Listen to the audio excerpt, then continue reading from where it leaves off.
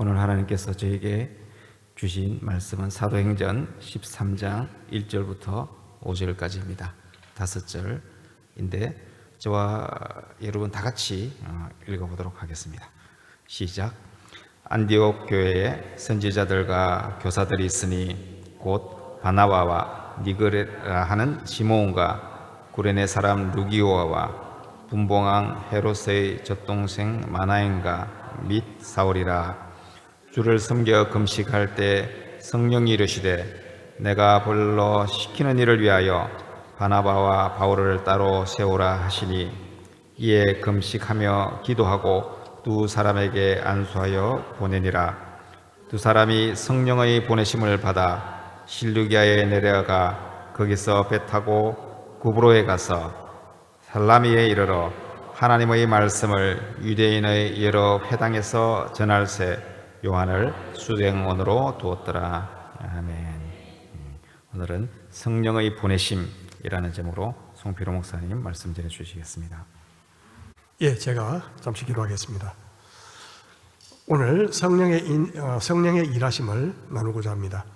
이 시간 우리 삶 가운데 역사하셔서 성령님이 우리를 다스려 주시고 우리 인생의 주도자가 되어 주시옵소서. 이 시간 오직 성령님만이 나타나 주시옵소서. 예수님의 이름으로 기도합니다. 아멘. 오늘 어린이 주일인데요. 아마 어린이들이 부모와 함께 여행을 가는 바람에 선물을 주려고 저희들이 생각이 됐지만 없어서 택배로 보낼 수도 없고 다음 주에 할까 싶습니다. 사도 야고보가 순교를 당하고 지도자 베드로까지 투옥을 당하자 이 초대교회는 아주 심각한 위기가 찾아왔습니다. 이때 성도들은 함께 모여서 간절히 기도했고 하나님은 놀라운 방법으로 그를 구출해 주셨죠. 반면에 헤롯 아그리파 왕은 벌레를 먹어 죽었다고 성경은 기록합니다. 이 초대교회는 고난과 어려움이 끊이지 않았지만 오히려 하나님의 말씀은 흥왕했습니다. 이 교회는 고난을 받을수록 더욱 강해지는 그러한 속성이 있는 것 같습니다. 교회를 침체시키는 것은 박해가 아니라 오히려 편안함과 그리고 안락함입니다. 중국 교회가 기독교인들을 한참, 요사이도 좀 그렇지만요, 한참 박해할 무렵에 서구의 그리스도인이 중국의 한 지도자에게 박해가 속히 멈추도록 기도하겠습니다. 그렇게 말하자 그 중국 지도자가 그런 기도를 하지 말아달라고 이야기했답니다. 그는 오히려 서구 교회를 위해서 기도하겠다면서 서구 사회의 물질적 번영이 신앙을 나약하고 타락하게 만든 것처럼 박해가 사라지면 중국 교회도 그렇게 될까 두렵다고 그렇게 고백했습니다. 신앙이 자라는 모파는 편안함이 아니라 오히려 고난과 역경입니다. 그러므로 우리는 고난이 없기를 위해서 기도하기보다 고난을 견딜 믿음을 달라고 기도해야 할 것 같습니다. 물질 문화가 만연될수록 하나님의 말씀의 역사는 약해지기가 쉽습니다. 누가복음에서 이렇게 말씀하시는데요. 가시떨기에 떨어졌다는 것은 말씀을 들은 자이나 지내는 중 이생의 염려와 재물과 향락의 기운이 막혀 온전히 결실하지 못하는 자요. 가시떨기는 다른 식물들의 영양분을 빼앗고 또 필요한 햇빛을 차단시켜서 성장을 방해합니다. 이처럼 말씀을 방해하는 가시떨기들이 있는데 그것들이 바로 세상의 염려, 재물에 대한 욕심, 그리고 향락입니다. 대개 돈이 없으면 걱정이 생기고 반대로 돈이 많으면 더 많은 욕심과 향락에 빠져들기가 쉽습니다. 여러분, 걱정과 염려가 마음에 자리 잡기 시작하면 성경을 아무리 눈으로 읽어도 마음에 잘 들어오지 않습니다. 왜냐하면 내 마음에 그런 것들이 말씀의 기운을 막아버리기 때문이죠. 그럼 염려가 죄일까요? 염려가 죄이겠습니까? 엄밀히 말한다면 죄입니다. 왜냐하면 염려는 하나님을 온전하게 신뢰하지 못하기 때문에 오는 것이기 때문입니다. 만일 하나님이 우리를 사랑하시고 우리를 보살피신다는 그 사실을 온전히 믿는다면 염려할 이유가 없죠. 하지만 연약한 우리는 매일매일 염려합니다.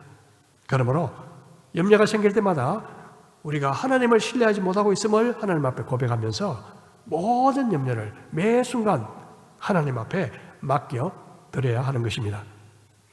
여러분, 그렇지 않으면 염려를 다 맡기지 못하면요, 우리가 성경을 읽어도 마치 기차에서 지나가는 풍경을 보는 것처럼 마음에 아무것도 남아있지 않게 됩니다. 사도행전 12장 이제 마지막 절로 갑니다. 바나바와 사울이 부조하는 일을 마치고 마가라 하는 요한을 데리고 예루살렘에서 돌아오니라. 팔레스타인 지방에 기근이 생겼을 때 안디옥에 있던 이방인 성도들은 유대인 형제들을 위해서 정말 힘을 다해 후원금을 모아 바나바와 사울의 손을 통해서 예루살렘에 전달했습니다. 그리고 그들은 다시 안디옥으로 돌아오게 되는데요. 예루살렘에서 돌아올 때 마가를 함께 데리고 옵니다. 이 마가가 바로 마가복음을 쓴 마가죠. 유대식 이름은 마가이고 로마식 이름은 요한입니다. 그래서 마가 요한이라고 말하죠. 그는 바나바의 조카이기도 했습니다. 마가는 넉넉한 집안에서 자란 것으로 보이는데 1차 전도 여행을 바나바와 바울을 따라다니다가 물론 그가 하는 일은 자빌도 하고 또 필요한 일을 섬기는 일을 했겠죠. 정말 굉장히 힘들었던지 초기에 그만 선교팀에서 이탈하고 맙니다. 나중에 이 일은 삼촌 바나바와 바울이 결국 갈라서게 되는 단초를 제공하게 되죠. 자, 이제 13장으로 들어갑니다. 이제 13장부터 중심이요, 예루살렘 교회에서 드디어 안디옥 교회로 옮겨갑니다. 본격적으로 이방인 선교가 시작되기 때문이죠. 13장 1절, 안디옥 교회에 선지자들과 교사들이 있으니 곧 바나바와 니게르라 하는 시몬과 구레네 사람 루기오와 본봉왕 헤롯의 젖동생 마나엔과 및 사울이라. 안디옥 교회에는 선지자와 교사 역할을 하던 5 지도자가 있었습니다. 보통 선지자는 성령의 계시로 주님의 뜻을 전달하는 사람이고, 교사는 성경 말씀을 가르치는 사람이라고 볼 수 있는데, 이 5명 중에 누가 선지자고 누가 교사인지는 잘 알 수 없습니다. 그 중에 첫 번째, 바로 안디옥 교회의 초대 지도자였던 바나바였는데, 그는 아시다시피 구브로 출신의 레위 지파 유대인으로 정말 믿음과 성령이 충만했던 지도자였습니다. 자, 두 번째는 니게르라 하는 시몬이 나오는데요. 여기서 니게르라는 뜻은 검다라는 뜻입니다. 검다. 여기서 니그로라는 말이 나오는데요. 니그로는 원래 흑인 노예를 지칭하는 단어로, 요사이는 인종차별적인 단어로 쓰지 않는 단어죠. 이 말을 혹시 흑인들 앞에 하다가 큰일 납니다. 대신 블랙 혹은 아프리칸 아메리칸으로 불리죠. 하여튼 이 시몬은요, 아프리카에서 온 흑인이었음을 시사합니다. 놀랍죠? 세 번째, 구레네 사람 루기오. 이 구레네는 오늘날 이 북아프리카에 있는 리비아 지역입니다. 역시 아프리카에서 왔습니다. 이 사람은. 네 번째, 아주 특이한 인물이 나오는데요. 바로 헤롯의 젖동생 마나엔이라고 소개합니다. 여기서 젖동생이라는 말은 유모의 젖을 함께 먹고 자랐다는 뜻인데, 이 중마고우처럼 굉장히 가까운 관계를 의미합니다. 여기서 헤롯은요, 헤롯 안디바를 가리키는데 바로 세례 요한을 죽였던 바로 장본인이죠. 아이러니한 것은 이 한 유모의 젖을 먹고 자란 두 사람 중에 한 사람은 기독교 박해자요, 한 사람은 기독교 지도자가 되었다는 것입니다.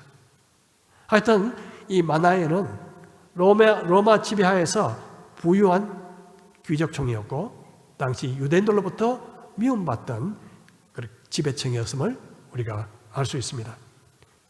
마지막 5번째, 바로 우리가 잘 아는 사울이죠. 그는 지독한 박해자였습니다. 지금까지 이 안디옥 교회의 지도자들의 면모를 가만히 보면요, 정말 다양합니다. 인종, 지역, 경제, 사회적인 신분이 그렇게 다른 사람들이 하나가 됩니다. 그 이유, 바로 예수님을 나의 구주로 믿는다는 그 믿음 때문에 하나가 된 것입니다. 사실 예루살렘 교회는 유대인들끼리만 모이는 공동체라 이방인 선교를 감당하기는 역부족이었습니다. 하지만 안디옥 교회는 달랐죠. 서로 다른 배경과 문화를 가졌지만 십자가 복음과 그리고 예수 그리스도의 사랑이라는 그 뜨거운 용광로 안에서 녹아서 하나가 되었습니다. 그러기에 안디옥 교회야말로 이방인 선교를 위해서 가장 잘 준비된 교회라고 볼 수 있습니다. 우리 역시 여기 앉아 계신 저와 여러분 역시 서로 배경도 다르고 취향도 다르고 또 사회 경제적인 수준도 다르고 모든 것이 다른 그런 분들이지만 예수를 믿는 그 믿음 때문에 우리는 한 형제 자매가 되었고 또 한 가족이 된 것입니다. 복음은 도무지 하나가 될 수 없는 이질적인 사람들을 하나의 공동체로 만듭니다. 이질을 동질로 만드는 능력은 오직 복음입니다. 예수님을 생전에 따랐던 이 12제자의 면모를 봐도요, 정말 다양합니다. 양극단적인 요소가 보입니다. 대표적인 예로 열심당원 시몬과 그리고 세리였던 마태입니다. 열심당원 시몬은요, 로마 제국으로부터 독립을 쟁취하고자 무력도 불사하는 바로 과격파 정의의 행동 대원이었습니다. 그런데 반대로 세리 마태는요, 로마 제국의 빌부터 동족의 고혈을 짜내어 부를 축적하던 불의의 대명사 세리였습니다. 그리고 고기 잡던 이 학력이 낮았던 어떻게 보면 베드로가 있었던 반면에 지식인 유대 지도자 니고데모 그리고 바울 같은 사람도 있었습니다. 비천한 신분의 막달라 마리아 같은 여인도 있었지만 반대로 사회적으로 존경받던 아리마대 요셉 같은 사람도 있었습니다.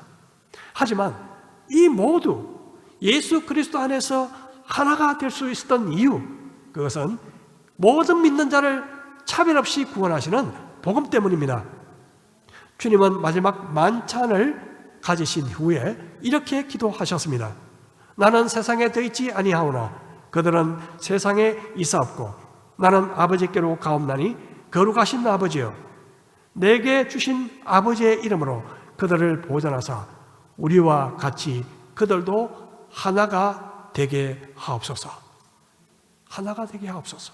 주님은 우리가 하나가 되도록 기도하셨습니다. 주 381년 확정된 니케아 콘스탄티노플 신조는 교회를 이렇게 정의합니다. 하나의 교회, 거룩한 교회, 사도적 교회, 그리고 보편적 교회. 우리가 예배 때 늘 고백하는 사도신경 중에 이런 내용이 나오죠. 성령을 믿사오며 거룩한 공회와 성도가 서로 교통하는 것과, 여러분 여기서 나오는 거룩한 공회라는 부분이 있죠. 이 공회가 바로 보편적 교회입니다. 사실 공회가 무엇인지 잘 모르고 공회를 믿사오며 그렇게 고백하시는 분도 아마 계실 것 같습니다. 신천지 같은 이단은요, 이 공회를 2000년 전에 있었던 예수님을 십자가에 못 박도록 모의했던 그런 산헤드린 공회, 그 공회로 간주하고 그들은 사도신경을 배척하고 고백하지 않습니다. 신천지를 구별할 수 있는 아주 중요한 방법 하나, 사도신경을 고백하지 않는다. 여기서 사도신경에서 나오는 공회는 2000년 전에 그 공회가 아니고요, 공교회를 의미합니다. 공교회는 라틴어로 에클라시암 카톨리캄, 우리 다음 떼어줄래? 그리고 영어로 보면 The Holy Universal Church 이렇게 돼 있죠. 이 공교회를 라틴어로 하면 카톨릭이라는 뜻이 있기 때문에 개신교는 보통 천주교가 카톨릭이라고 그러잖아요. 개신교는 이 카톨릭과 구분하기 위해서 Universal Church라고 부릅니다. 그래서 우리가 거룩한 공회는 영어로 The Holy Universal Church. 결국 공회는 공교회, 보편적인 교회를 의미합니다. 그래서 우리가 사도신경 고백할 때 공회를 믿사오며, 그 고백은 보편적 교회를 믿습니다. 보편적인 교회가 뭡니까? 인종과 지역과 빈부와 학력과 신분과 남녀노소를 가리지 않는, 따지지 않는 모든 사람을 위한 교회, 그것이 바로 보편적 교회입니다. 거룩한 공회를 믿사오며 이 보편적 교회를 믿는다는 뜻입니다. 사실 로마 제국은 철저한 계급사회였습니다. 당시 주인과 노예, 그리고 귀족과 천민, 이들이 하나가 된다는 것은 꿈에도 생각하지 못하는 가히 혁명적인 사건이었습니다. 그런데 오늘날 우리 교회에서 차별이 없다고 하지만 가만히 보면요, 그래도 은근히 차별이 존재함을 느끼게 됩니다. 사회적으로 인정받는 사람을 좀 더 대우하거나, 때로는 그런 분들이 우리 교회에 많이 나와 이렇게 자랑하는 경우도 있습니다.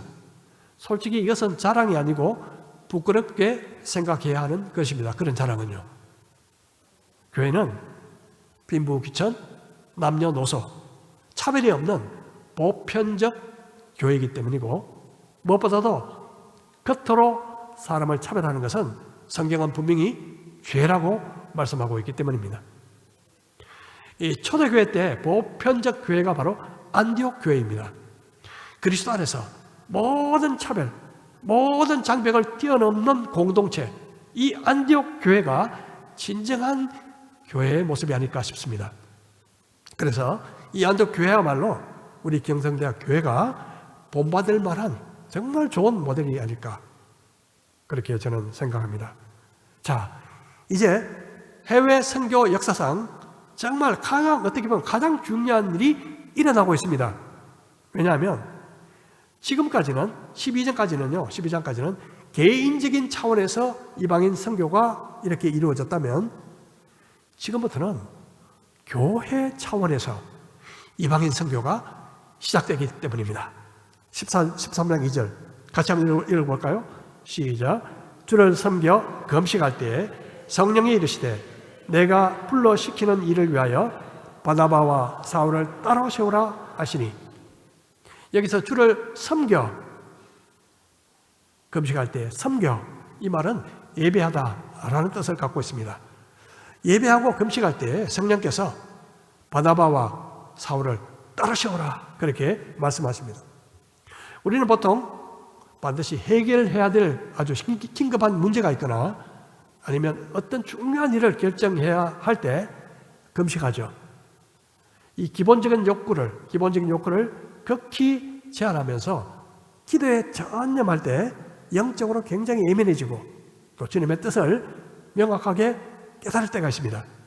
성도들이 금식하고 기도할 때 성령님께서 그들에게 바나바와 사울을 따로 세우라, 그렇게 지시하십니다.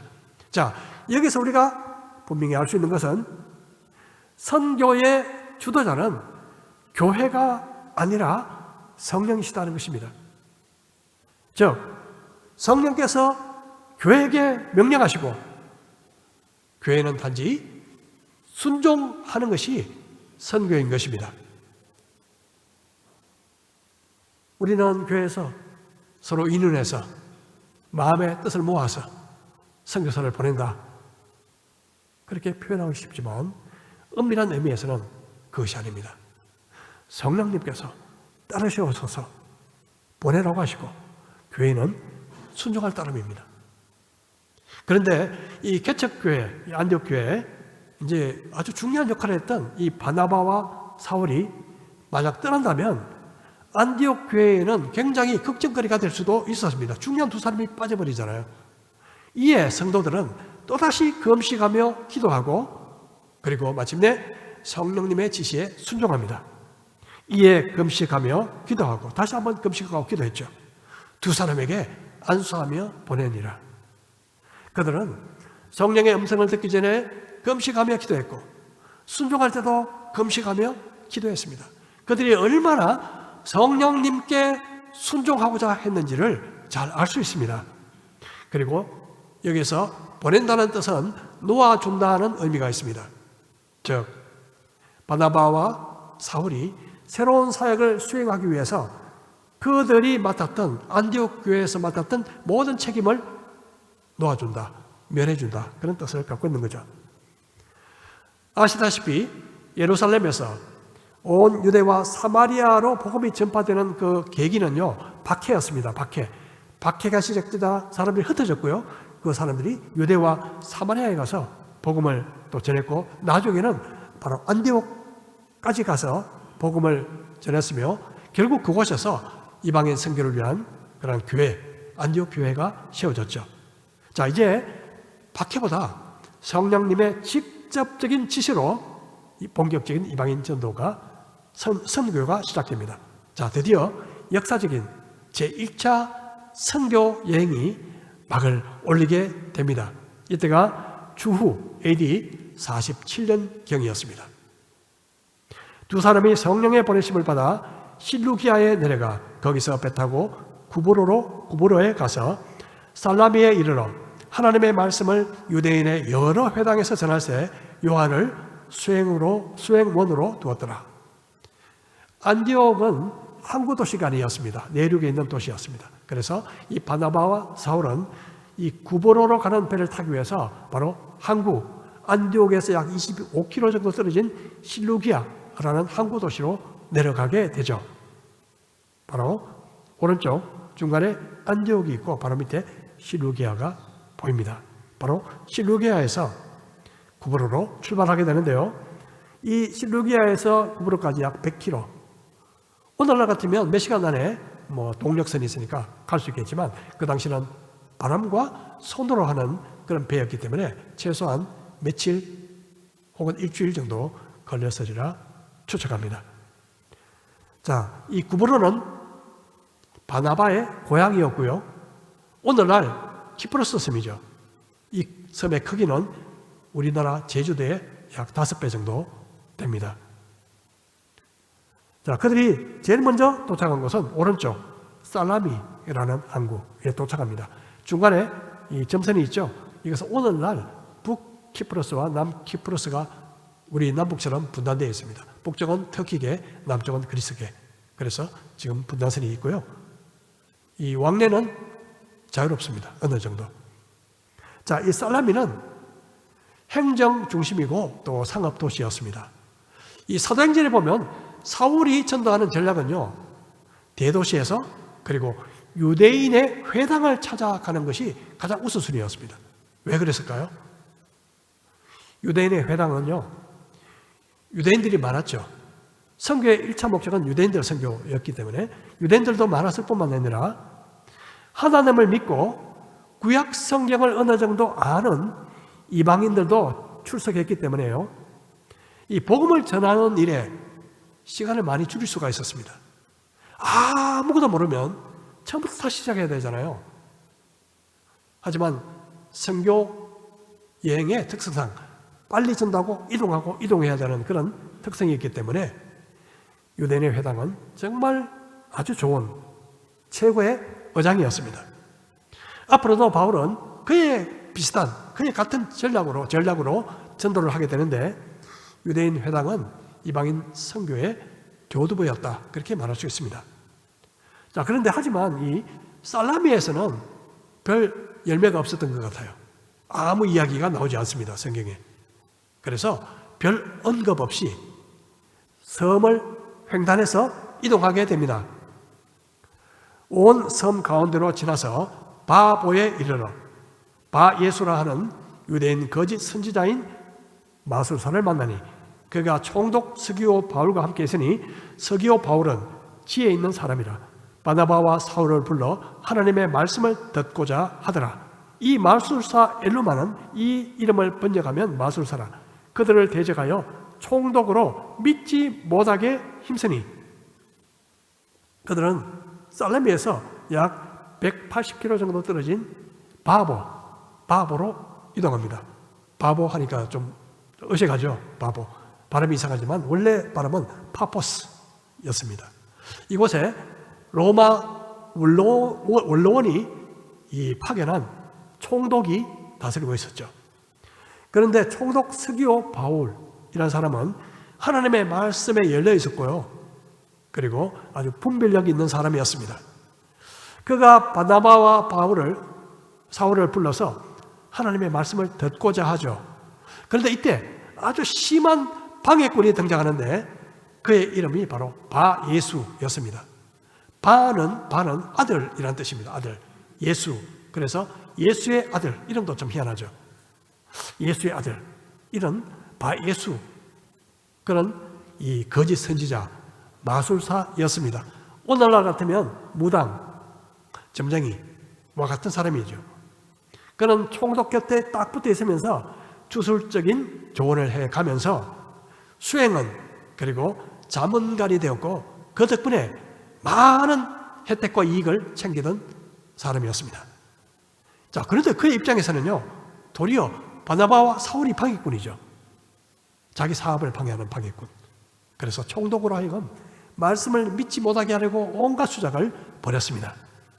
여러분, 정치인과 무속인, 이것은 오늘날도 특별한 이슈가 아닙니다. 사실 선거철이 되면요, 역술가, 점쟁이 몸값이 막 올라간다고 합니다. 왜 그럴까요? 역술가, 무속은 정치와, 오늘날 우리나라 정치와 뗄 수 없는 관계. 선거철이 되면 미래를 모르잖아요. 그래서 예측에 목말라 하는 정치인들이 그렇게 많이 찾아간대요. 참 안타까운 일입니다. 그런데 여러분, 정치인들 뿐일까요? 최근 5년 내에 점을 쳤다, 점을 보았다는 크리스찬들이요 23%. 5명 중에, 아니 5명 중에 1명. 혹시 여러분 가운데 있을지 모르겠습니다. 없다고 믿습니다. 여러분, 성경은 점치는 행위를 죄라고 말합니다. 혹시 그런 일이 있으면 주님 앞에 회개하고 돌아서시기를 축복합니다. 총독 서기오 바울은요, 처음에 이 거짓 선지자 바예수의 말을 좀 신뢰했던 것 같아요. 하지만 바나바와 사울이 말씀을 전하자 마음의 변화를 일으켰죠. 그리고 그것을 본 바예수, 거짓 선지자가 방해 공작을 벌였습니다. 여러분, 오늘날도 우리가 하나님의 말씀, 복음을 전할 때는요, 이런 굉장한 방해 공작들이 나타납니다. 고린도서 4장 4절, 그 중에 이 세상의 신이 믿지 아니하는 자들의 마음을 혼미하게 하여 그리스도의 영광의 복음의 광채가 비치지 못하게 함이니 그리스도는 하나님의 형상이니라. 복음을 전하고자 하면 뭔가 방해하는 것들을 흔히 경험해요. 여러분 혹시 그런 경험이 있으십니까? 뭐 중요한 이야기를 딱 하려면 갑자기 전화가 와요. 아는 사람이 갑자기 문을 열고 들어온다든지, 갑자기 또 급한 일이 생각나. 또 상대방 복음을 말씀을 듣는 사람이 아이고 갑자기 아이가 열이 난대요. 집에 빨리 가봐야 되겠어요. 뭐 이렇게 한다든지. 여러 가지 모양으로 복음을 전하지 못하도록 방해를 하고 있다는 것을 느낄 수가 있습니다. 우리 교회 나오는 것도 마찬가지죠. 교회 나가려고 하면 무슨 이상하게 핑계거리가 많이 생기는지. 아유, 다음 주에 가지 뭐. 여러분, 예수 믿는 것을 방해하기 위해서 지금도 이 세상의 신, 어둠의 영들이 역사하고 있습니다. 이럴 때 뒤로 물러가면 안 됩니다. 예수님께서 광야에서 마귀의 시험을 받으셨을 때 말씀으로 바로 대적하셨죠. 사도 바울도 이 바예수의 방해 공작을 보고 물러서지 않습니다. 9절 10절 13장 9절 10절 바울이라고 하는 사울이 성령이 충만하여 그를 주목하고 이르되 모든 거짓과 악행이 가득한 자요 마귀의 자식이요 모든 의의 원수요 주의 바른 길을 굽게 하기를 그치지 아니하겠느냐. 여러분 여기서 보면 13절 9절에 보면요 드디어 지금까지 사울로 나왔다가 바울로 이름이 바뀌어요. 지금부터 사울은 유대식 이름, 바울은 로마식 이름입니다. 로마식 이름으로 바꾼 것은 아마도 앞으로 이방인 선교를 아마 염두에 둔 것 같아요. 이 사울은요 이스라엘의 초대 왕의 이름입니다. 아주 훌륭한 왕이, 뭐 훌륭하다기보다도 뭐 그렇게 훌륭하지는 않았지만 왕이잖아요, 왕 사울. 그런데 바울이란 뜻은요 작은 자라는 뜻입니다. 아마도 이 바울은 과거에 사울 왕처럼 큰 자, 높은 자가 되기 위해서 몸부림쳤을지도 모르겠습니다. 하지만 지금은 복음을 위해서 지극히 작은 자로 내려간 그의 모습을 보게 되죠. 여러분, 복음을 위해서 살아가자면요 낮아지지 않고는 불가능합니다. 낮아지지 않고는 불가능합니다. 복음을 전하기 위해서는요. 자, 그리고 지금까지는 바나바와 사울 이렇게 순서가 이렇게 됐는데요. 이 순서도 바뀌어버려요. 바울과 바나바로 바뀝니다. 이 이방 선교가 얼마나 거칠고 위험하고 험했겠습니까? 그런데 바나바는요, 성경에 보면 아주 착했다 그러거든요. 착했다. 착한 바나바. 믿음과 성령에 충만하고 착했던 바나바. 그런데 이 바울은요, 물불을 가리지 않는 도전적인 그런 사람이었습니다. 아마 이방인 선교에 바울이 더 적합했지 않았겠나. 그래서 앞으로는 이 바울이 앞서는 거죠. 바울은 성령에 충만해가지고 마술사를 딱 쳐다봅니다. 여러분 검투 시합할 때 보면 두 선수 제일 먼저 하는 일이 뭔지 아십니까?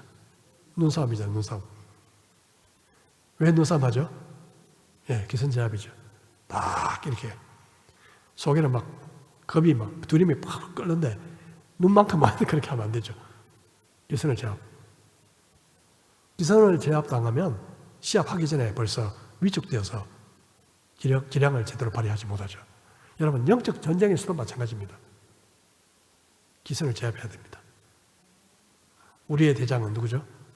예수. 우리 대장 예수시니 무엇을 우리가 누구를 두려워할 수 있겠습니까? 그런 영적 전쟁, 그런 상황 속에서 우리는 절대로 두려워하거나 고개를 숙이거나 눈을 피하거나 이래서는 안 되는 거죠. 예수님을 의지하고 당당히 선포해야 되죠. 자, 11절 보겠습니다. 보라, 이제 주의 손이 내 위에 있으니 내가 맹인이 되어 얼마 동안 해를 보지 못하리라 하니 즉시 안개와 어둠이 그를 덮어 인도할 사람을 두루 구하는지라. 이에 총독이 그렇게 된 것을 보고 믿으며 주의 가르치심을 놀랍게 여기니라. 바울이요, 내가 주의 손이 내 위에 있으니 내가 맹인이 되어 며칠 동안 얼마 동안 해를 보지 못할 것이다. 즉시 그는 눈뜬 맹인이 되고 맙니다. 여러분 이 장면은요 재미있는 것이 바울 자신이 다마섹 도상에서 기독교인들 잡으러 막 쫓아가다가 어떻게 됐죠? 강한 빛에 의해서 맹인이 되어버렸잖아요. 자기가 당한 똑같은 경험을 이렇게 또 바예수에게 적용하더라고요. 참 아이러니합니다. 하여튼 이 바울의 말이 떨어지자마자 그는 이전에 바울이 그랬던 것처럼 누군가가 이끌어주지 않으면 전혀 아무것도 할 수 없는 그런 사람이 되고 말죠. 그런데 여기 보면 그가 평생 맹인이 되라. 그게 아니고요. 얼마 동안 정말 주님은 자비하십니다. 자비하신 주님께서 그에게 회개할 기회를 주셨지 않나 싶습니다. 평생 하면 저주잖아요. 어쨌든 이것을 목격한 총독 스기오 바울은 더 확실한 믿음을 갖게 되죠. 자, 여기서 급으로 선교사역은 끝을 맺습니다. 바울과 바나바가 성령의 인도하심을 따라 살라미에 도착해서 복음을 전했을 때 별 반응이 없었습니다. 별 결실이 없었어요. 구브로 섬에서 얻은 개종자는 드러난 것으로는 딱 한 명, 바로 총독 스기오 바울 한 명밖에 없었어요.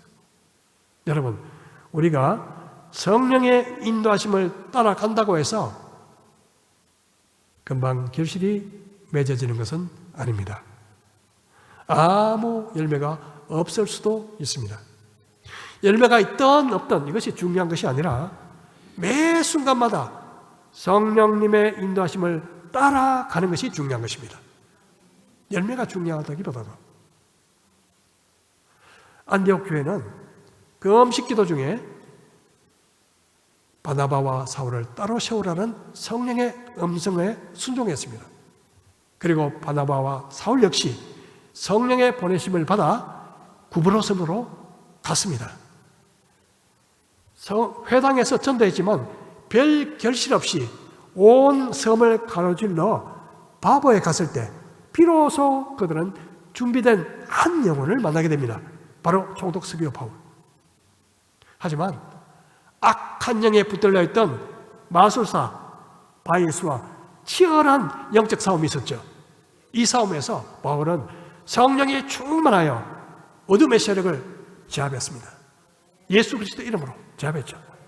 이 일로 스기오 바울은 더 확실한, 더 분명한 믿음을 갖게 됐습니다. 여러분, 이 과정, 모든 과정을 보면 선교의 주도자는 성령님이시다. 선교의 주도자는 성령님이시다. 그런 것을 확신하게 됩니다.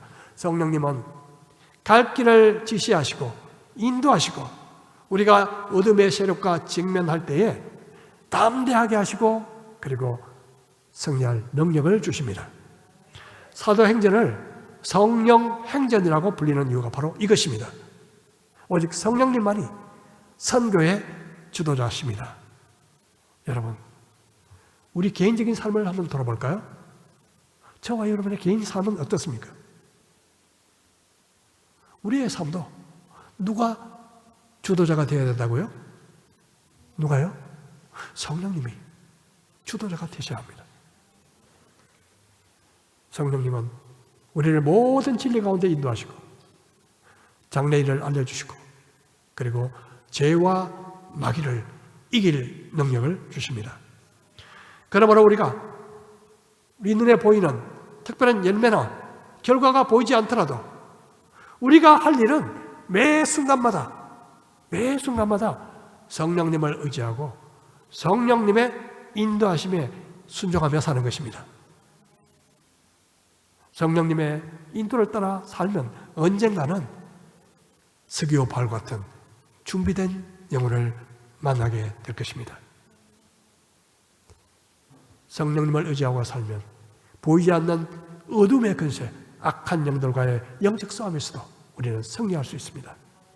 오직 성령님만이 우리의 능력이고 우리의 스승이고 우리의 주인이 되십니다. 그러므로 우리는 이렇게 날마다 기도할 필요가 있습니다. 성령님, 제 눈을 밝혀서 하나님의 말씀, 성경을 깨닫게 해주십시오. 성령님, 오늘 매 순간 제 삶을 인도해 주십시오.